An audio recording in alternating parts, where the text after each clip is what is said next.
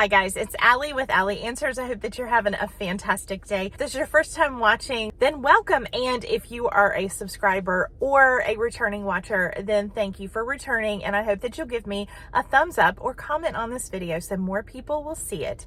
And you can also share it with people you know who might need this information. So how do you prevent falls? The very first thing I'm going to tell you is what I tell all of my families and all of my clients, which is gravity is everywhere. So I'm not trying to be a smart mouth. I'm just pointing out that no matter where you are, falls can occur. There are things that we can do to prevent falls, but I'm going to be very candid and tell you that I have witnessed people who had a registered nurse on one side, a physical therapist on the other. They were holding on to a walker in the center. Both these people had their hands on them and they still went down. So sometimes no matter what we do, we are going to have falls. And please understand that they can happen wherever your loved one is living. One of the things I see a lot of times is guilt over someone living in a community, and they say, Dad fell, he hit his head. If he had not been at that community, if he had not been at that facility or that nursing home, he wouldn't have fallen, he wouldn't have hit his head, and he'd still be here today, or he wouldn't be injured. We don't know that. The truth is that people can fall in their own home, they can fall at your house, they can fall anywhere. But there are some things that we can do to prevent falls or to make them less likely. The first tip is physical therapy. If your loved one has been weaker, has been off center, if they've had more issues with stumbling or they seem like their balance is off, this is a great opportunity to ask your physician for a home health order. I'm going to link down below some videos on home health and the differences between home health and some of the other things that are available out there. But home health can get you a physical therapist and or occupational therapist in your home to help your loved one work on their balance and work on their strength. These things are not going to work if your loved one won't. So in other words, if your loved one will not participate in the activities or they will not continue to do the exercises with someone's help and assistance, then unfortunately physical therapy may not help. But it's always worth a shot, and it usually is covered 100% by your insurance, especially if your loved one is homebound.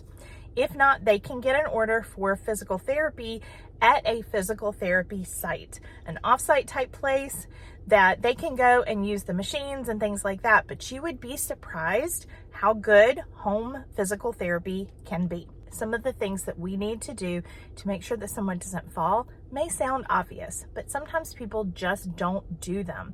So go through the home and make sure that there are not trip hazards. Make sure that there is room to navigate, especially if your loved one is using a walker in the home. They may put the walker aside and leave it if they can't easily navigate throughout the home. Check differences in like rug height and floor height. Make sure that they can easily go over those areas, that they don't get stuck on the corner of a rug, that it doesn't easily turn up. If so, get rid of the rug. It's got to go. Just be savage. Get rid of it. The proper shoes and or slip-proof grippy socks are a great idea to keep people from falling. It is crazy how many times I see someone wearing fuzzy socks and trying to navigate on a slick floor. Don't do it. Shoes should have good grips on the bottom and should be easy to get on and off. The grippy socks, like the kind you get from the hospital, are way better than regular socks inside the home. I mentioned a walker earlier. Have your loved one evaluated to see if they would do better with a walker or if they would do better with a pronged cane. Most people need a pronged cane versus a regular cane, but a professional can evaluate your loved one and see which one they need and even possibly order it through Medicare for you. Another tip is light. Light makes a huge difference in preventing falls. One of the reasons why is a well-lit area has fewer shadows and your loved one is more likely to actually be able to see what's in front of them. So a really strong nightlight is better than a very dim one, obviously. I know people don't want to get woken up in the middle of the night with bright overhead lights. A 40-watt bulb in a small desktop light over in the corner of the bathroom is going to give you a nice warm ambient light that your loved one can see very well in the bathroom without having to feel the glare of those harsh overhead lights.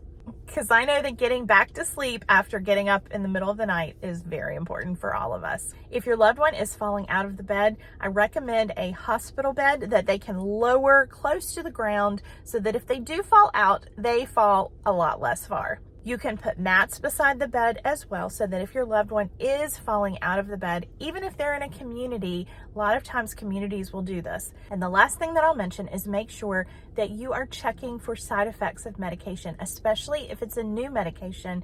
Sometimes drugs that help calm us down and help us feel more settled for the night can also cause falls. So you might want to make sure that your loved one is settled in for the night before they are given those kinds of medications. Check with your doctor and ask your pharmacist if you have any questions. Like with all medicines, it's all about balance. So if I'm going to get a good night's sleep, to me, it's worth it to maybe be a little bit wonky when I'm getting up in the middle of the night. And if that's true for your loved one, you may want to use a baby monitor so that you can hear when they get up and you can assist them so that they're safe. If they're in a community and they know how to, you can encourage them to press the button and call for help so that someone can assist them safely during the nighttime hours.